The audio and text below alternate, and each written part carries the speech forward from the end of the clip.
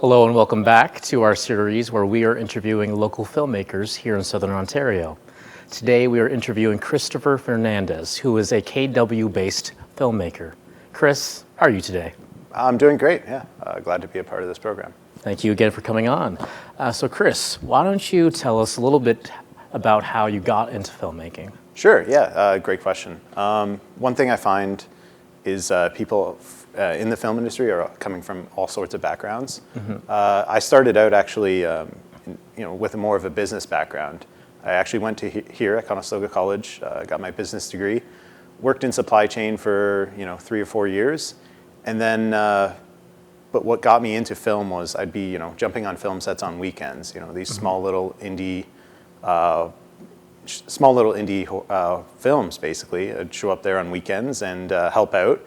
And there was times where I'd find myself really enjoying it, and I was like, I actually enjoyed it more than my actual full-time job. Right. So I kind of made this big life decision, I guess, did a 180 in my career and decided to jump 100% into film. So I started off by I didn't know much about film, so I wanted to get some basics. So I went to Humber College, went into their film program, studied there, graduated after, it was a 3-year program there. Well in that program, I made a lot of connections. A lot of the people that I went to study with are people that I work with every day in the industry. So it was great for building connections. And while at school, I was jumping on both shooting and producing projects. I just really enjoyed all aspects of film, and what drove me to it is how I knew it was like a good choice to make was I hit that point where it doesn't even feel like a job. Like you wake up, you go to work, you're not looking at the clock or anything, right? That's how I knew it was like, yeah, this is what I want to do for the rest of my life. So And so we've talked about some of the positives. What would you say are some of the hardships or about filmmaking? Yeah. And how did you overcome those hardships? Absolutely. Yeah, there are definitely a lot of hardships in this industry. It's funny, I joined it at possibly the worst time. It was during peak COVID. So we graduated and then COVID hit. I was in school while COVID, and then we graduated, and it was just the really hard time to get on set, especially with being very green in the industry. But you kind of just persevere, pull through, and you'll do anything just to get those first couple sets, right? These are jumping in on, sometimes unpaid volunteer sets, or these, insanely long hours, like, 15, 18-hour projects, right? But it's just to get those first couple ones under your belt. That way, you sort of prove yourself as a filmmaker. But yeah, the hardships in this industry are definitely, longer hours. It's not an 8-hour day. I would argue, it's usually a 12, 13-hour day, just in film world. Commercial world, it tends to be a bit, shorter, 10-hour day max, I find. But definitely film world, it's just like starting at 12 hours, and it can run. And like, there's a lot of factors associated to those, like, long hours, right? It's all the prep time that's needed. Obviously, cost related too. Like every day, there's rental fees and such. So there's a cost element to making those days a bit longer. Yeah. And at the end of those super long days, how does it feel when you finally get to see that finished product after it's all been produced, shot, edited? Yeah. Describe that feeling. I mean, that's I guess the reward at the end, right? So you're just grinding for multiple days, just pumping out this project, and that is ultimately the reward, and that's why you keep on jumping on the next project, right? It's because you get to see it on the big screen. You get to share it with friends, family, and especially seeing it at these festivals when you're surrounded by members of the community, fellow creatives, and you get to basically showcase all that hard work, right? And it's funny, people see just a 10, 15-minute short film, but what they don't see is like the hours of pre-production, like the days of pre-production, all that planning. But there's a lot of planning, I would say, that goes into each project. And yeah. And getting into the industry, what was the thing that surprised you the most? No, that's a good question. I would say the thing that surprised me most about this industry is how important networking is, and making those connections. You could be the most talented cinematographer, top production designer. But if you don't have those connections, that network that supports you, it's really hard to sort of make a name for yourself in the industry. It's all about who you know, and and how you get to know these people is jump on as many sets as you can, go to these networking events, go to these screenings, just get to know people, meet them, shake hands. Introduce yourself. The beauty, what I find interesting about this industry is it's all creatives. Everybody has that, they're just really interesting people to meet, and everybody wants to, get to know each other. Everyone wants to collaborate. Everybody's got scripts, ideas, and that's what's really interesting, right? It almost feels like this industry is more of a family at that point, right? Absolutely, yeah. It definitely, it's funny, every call sheet you get, you always see 5 or 6 names that you recognize. You're like, I remember working with that person on some other project.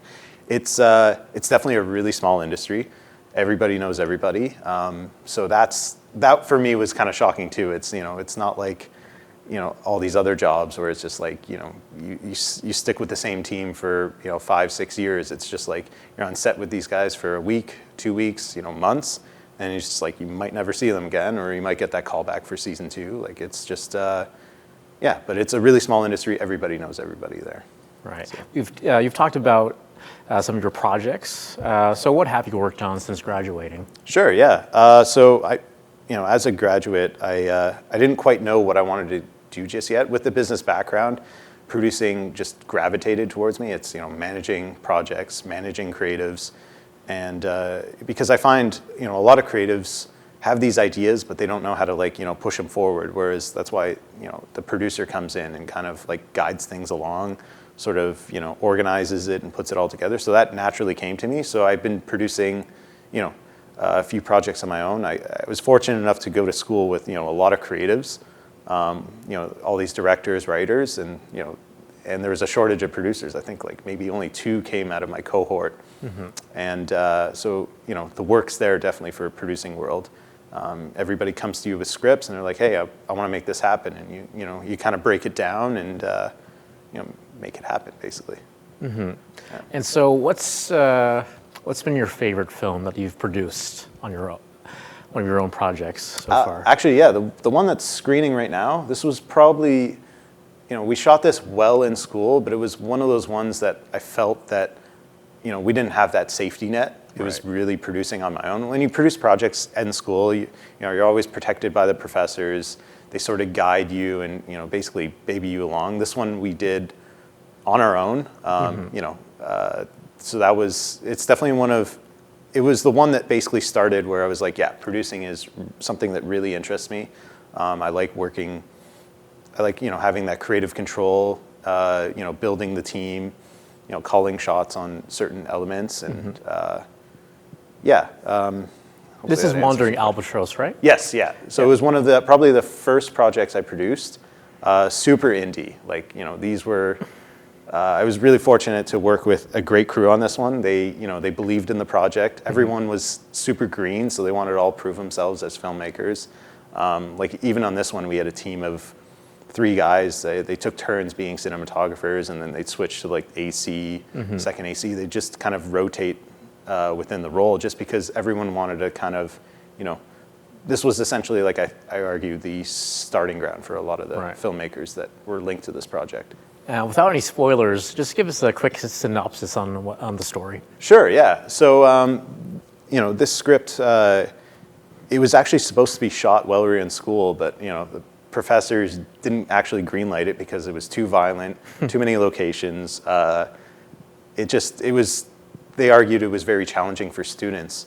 Whereas, I messaged the student because I read his script. I loved it. I was like, hey, let's make this happen anyway, right? We have access to gear. I could get us a crew that would, definitely help out in shooting this. So the synopsis is about, it's kind of like this. Good question. It's been a while. I've worked on hundreds of projects since this one, but this one for sure is. It's about a samurai. Who's kind of lost his way. It's in this world where it's, people are killing each other for money, kind of like this purge element, Hunger Games sort of world where everybody's just trying to get on top. I even get like a cyberpunk feel from this film as well. It pulled influences from like comics, cyberpunk, anime, and some elements too. So it's definitely heavily influenced from that particular genre. So it's just this world of these killers, and we have our top killer who he's kind of lost his way in his world. He's lost his touch, and he just wants to get out of the game, and he crosses paths with these two individuals who are, we have one mature sort of female lead, and then one sort of that sees this world as a game, where the other sees it more as like, hey, like people are dying in this world, right? So you have these two personalities, and they, cross paths, and worlds colliding in this one, and hopefully. I see. And so you didn't write the script for this one, correct? I wasn't the writer for this one. I worked with the writer-director closely. As I mentioned, this one was a script that was rejected from Humber, but I was just immediately drawn to it. I loved how it really pushed all the film boundaries. It had guns, it had blood, it had everything that you kind of want to see, like really edgy from a student film, right. And we wanted to take it to the next level. So this film story really resonated with you, but what other stories are you trying to tell with your own movies as well? Absolutely, yeah. Great question. So I'm looking to sort of tell stories that haven't been told, from a different perspective. Like today we see a lot of stories. It's a lot of sequels, a lot of reruns, a lot of stuff we've seen already. I want to tell stories that are fresh, exciting. I have a few right now with directors I've worked with in the past that I've communicated that to them. I'm just like, let's really push the envelope on the next one. Let's put out a story that we haven't seen. So we're taking unique filming styles that haven't been seen on the big screen just yet. We're diving into mockumentaries as well as proof of concepts. So shooting these shorter films to essentially help promote ourselves and say, hey, we can shoot this. We'd love to shoot, obviously, a larger project, a feature. So, in your mind, what makes a good story? Good question. So what makes a good story is telling basically a story we haven't seen, something that's entertaining, something that checks a lot of boxes. I argue some of the best films out there now are coming out of Jordan Peele. It's got that humor element, the horror element. It's got that deeper story, like it revolves around family, it revolves around relationships, love, just ultimately stories that touch on multiple things, not just single genres. I think like what makes really good stories is those ones that bleed into other genres, and then you put a story together. Perfect. You can have a horror love story. You can have a comedic, just blending genres is essentially what I think makes good storytelling. And so Wandering Albatross was at the Grand River Film Festival recently, as well as a few of your other films? Actually, the Grand River Film Festival will be announcing its, I believe in March, who they're selecting. This one has been submitted into the film, so fingers crossed it gets in. I would love to be a part of that film festival. I love, promoting.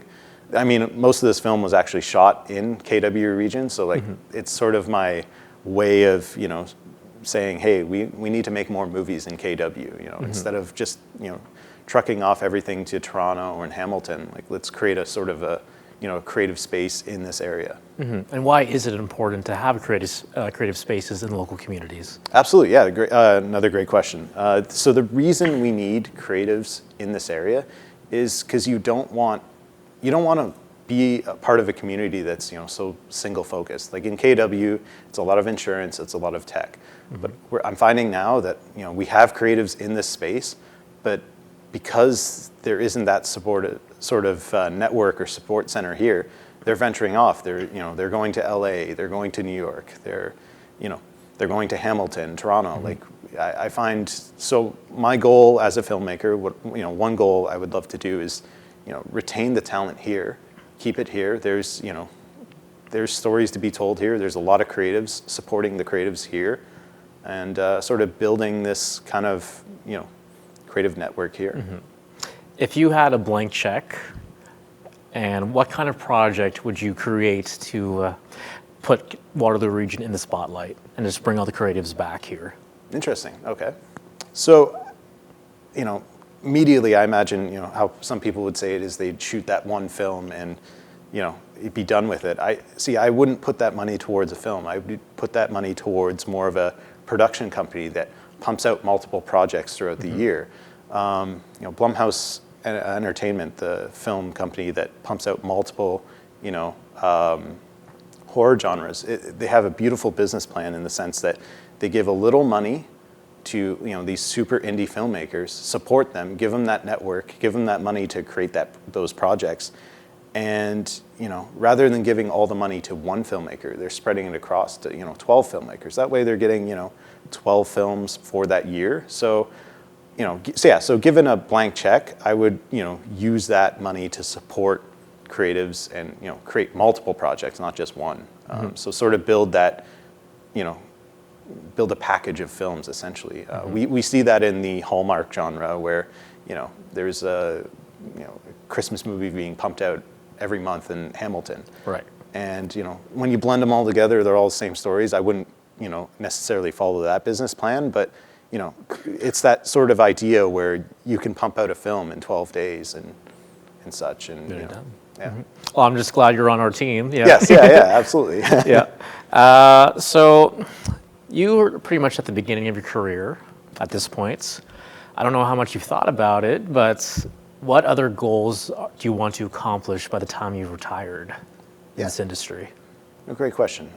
So definitely, one of my goals would be to sort of leave, not leave, but start something like that. Start a filmmaking community in this area, production area, where we continue to produce projects in this area. I'd love to, do that.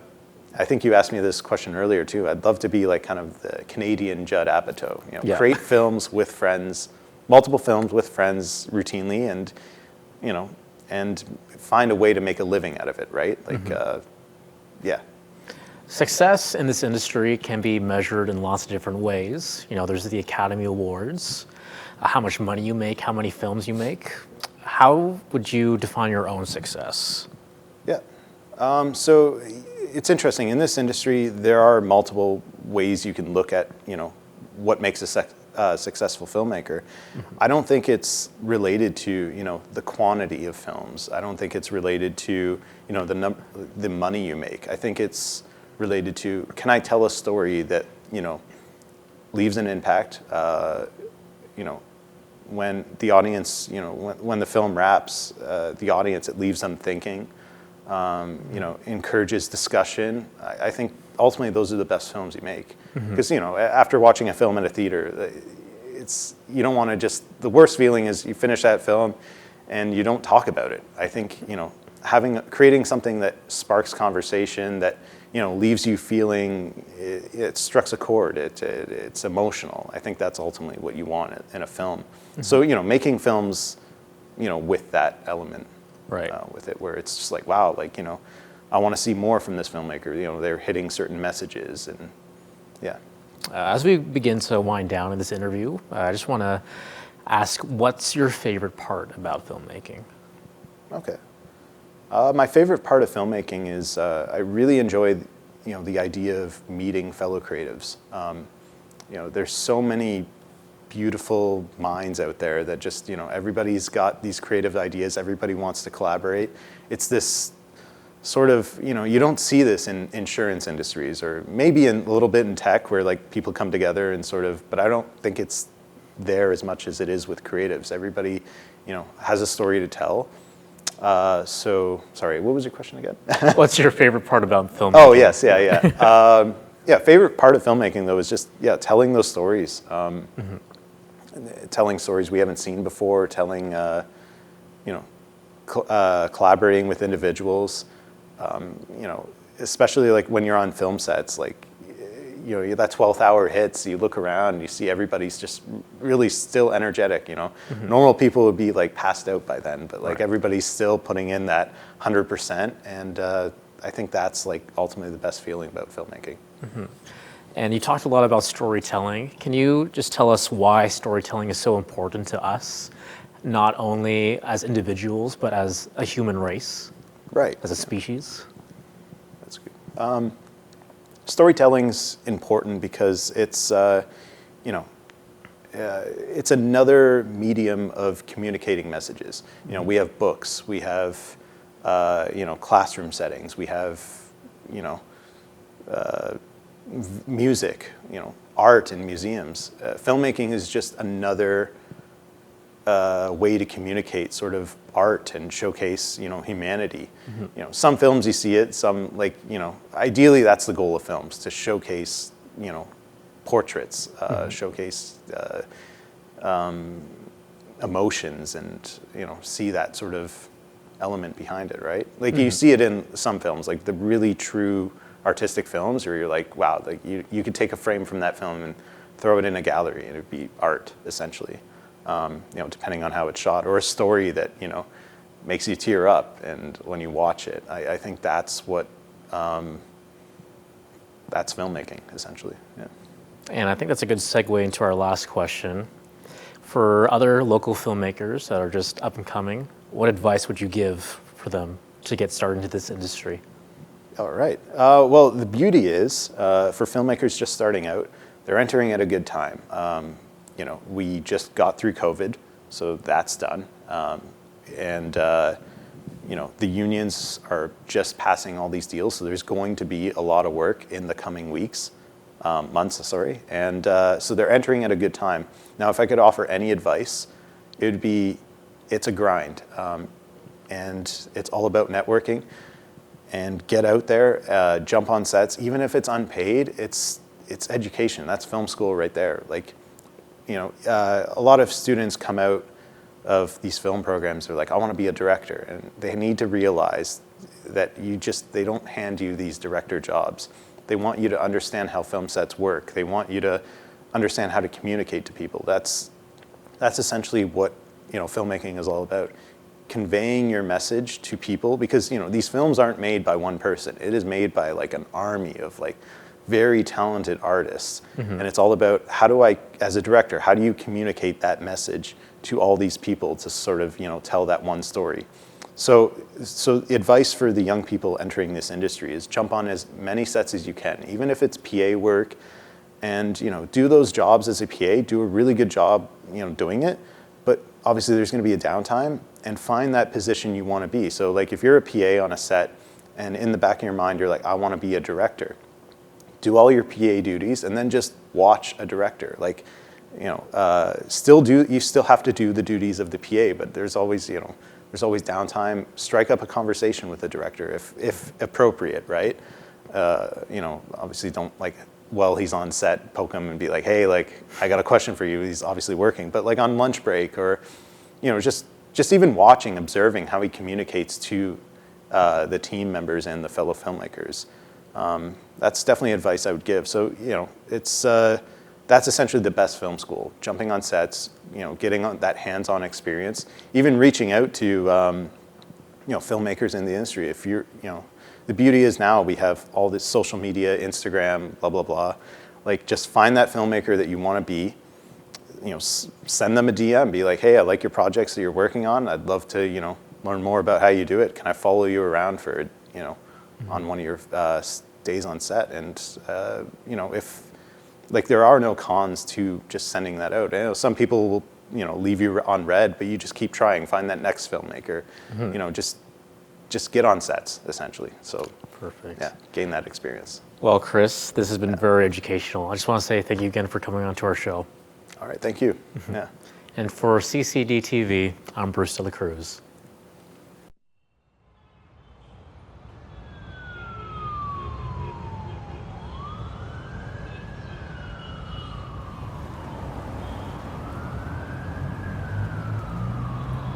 Hello, my darlings. Welcome to another week of Birds of Prey. Sit back and relax as we watch these beautiful birdies slaughter each other. For fame and money. You darlings better not be outside tonight, or something bad might happen.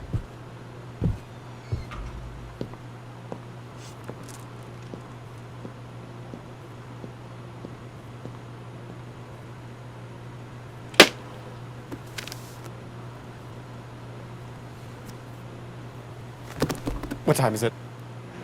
It's 10 o'clock. You need to close before that.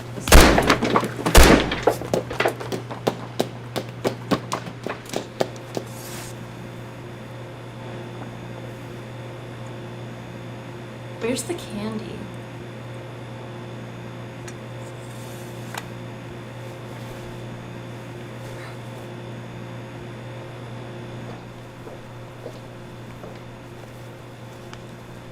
He probably isn't worth shit. He's nobody. It was his first night.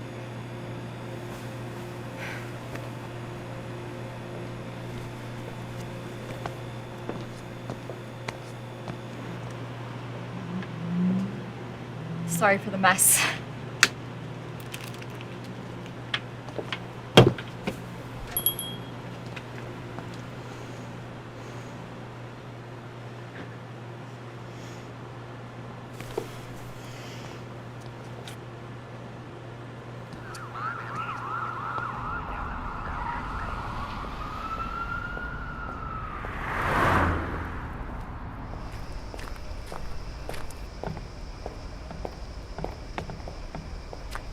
Dumbass thought he could get me with a fucking hammer. Heads up would have been nice. Why do you lug that thing around?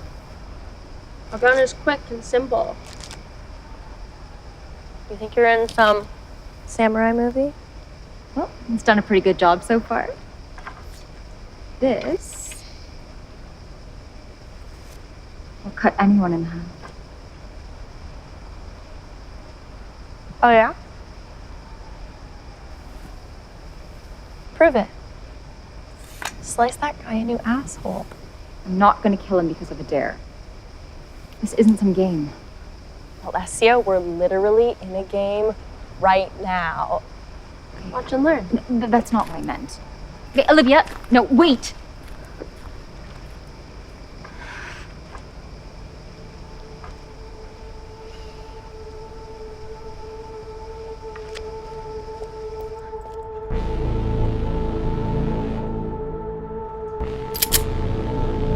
Hey!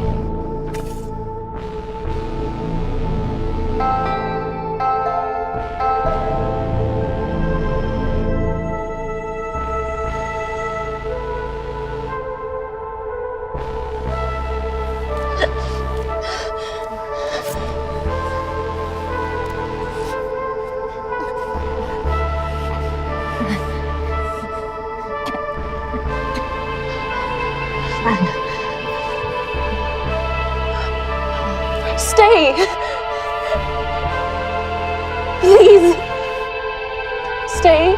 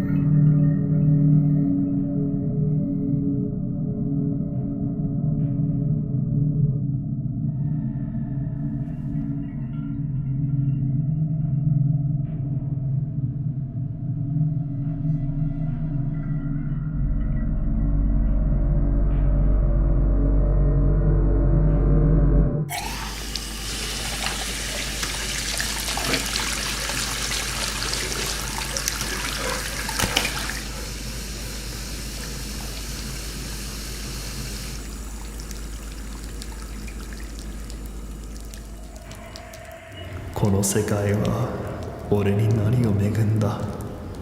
仕事、家族、愛、すべて無意義。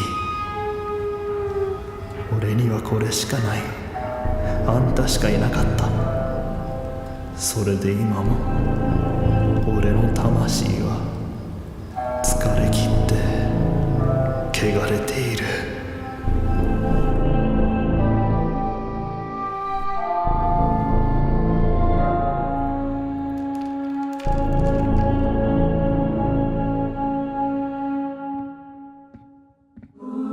お許しください、おじいさま。これから再び起こす冒涜を。Hey!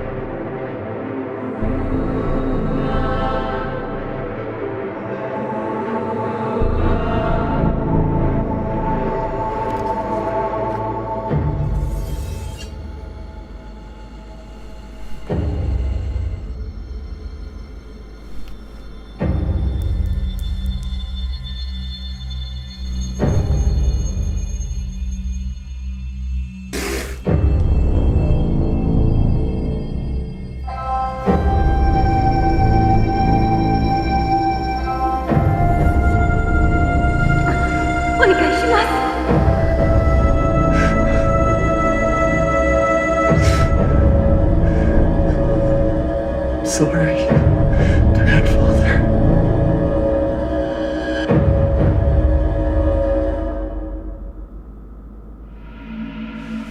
He lives around here. Means he's been at your store. So tell me.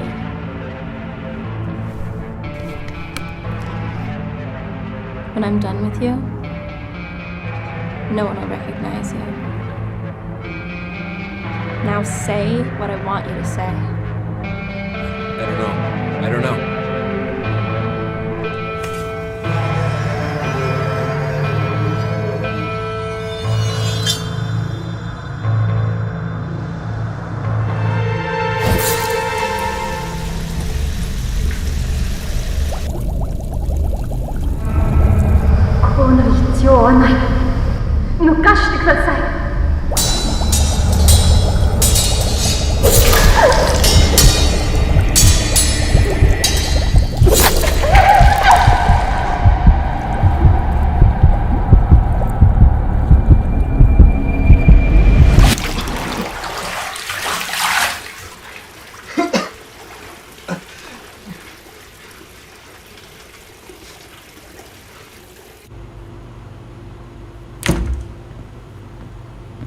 Hey, how's your grandpa been? I haven't seen him around in a while. Passed away a month ago.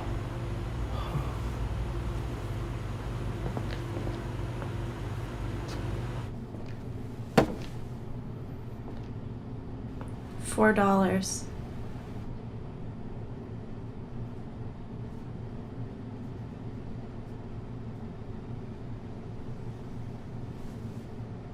$4.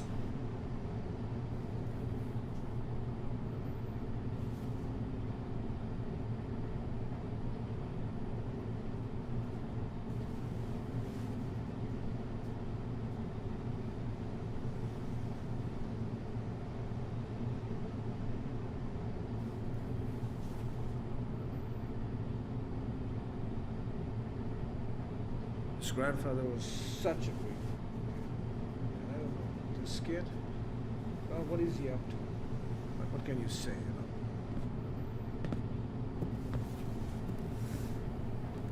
Poor boy. He must have gone through a lot.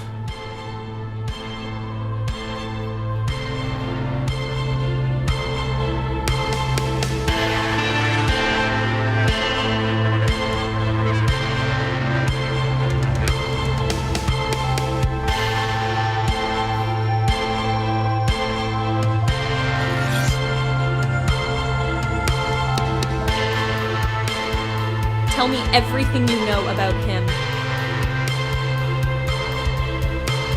Olivia, why are you doing this?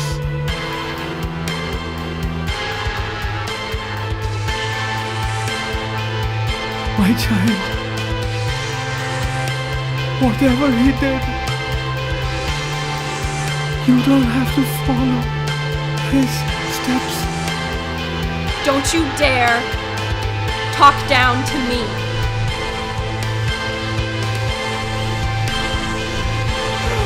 No! No, Olivia!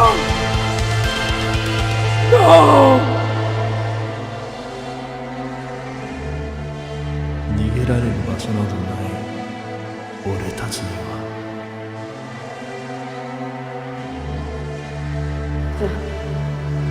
あんたの腕死ぬ。 Breaking news. A case of double homicide has been reported from the east end of the city. The body of a convenience store manager has been found with multiple stab wounds, which autopsy reports suggest are similar to the clerk who was murdered in the same store last week. The sale is at large. Your idea of divine intervention. Investigation. We will update you as the Why investigation. can't you let me have peace?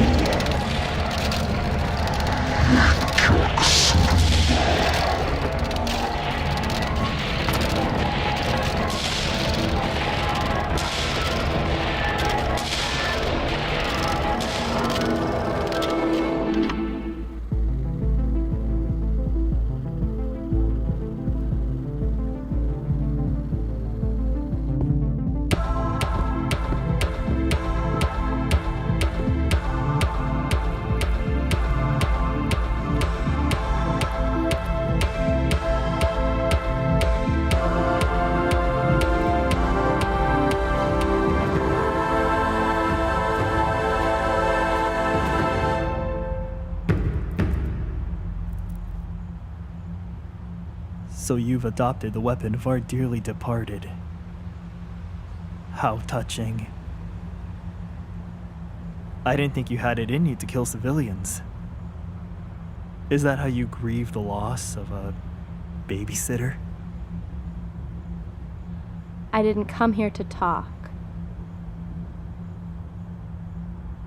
When this act is over, you'll be torn apart. Hakusetsu no fukuro.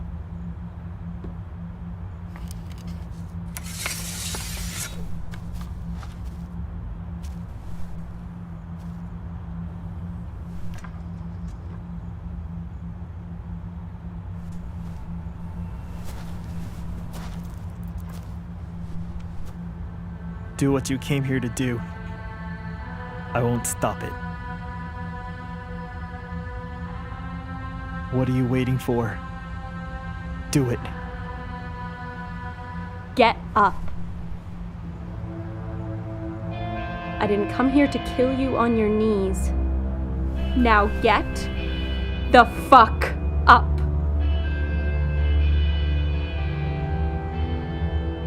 I spared your life because I saw a fire in your eyes. That's what that was?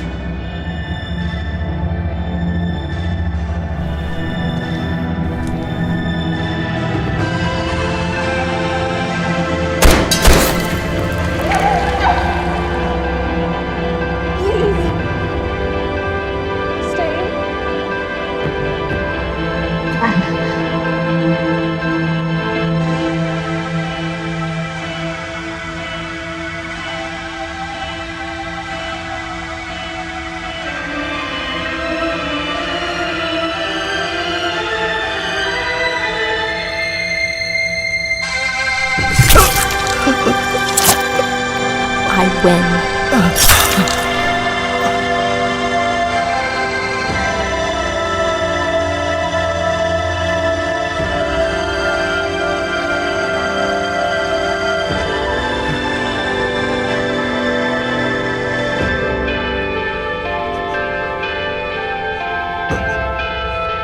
Take albatross.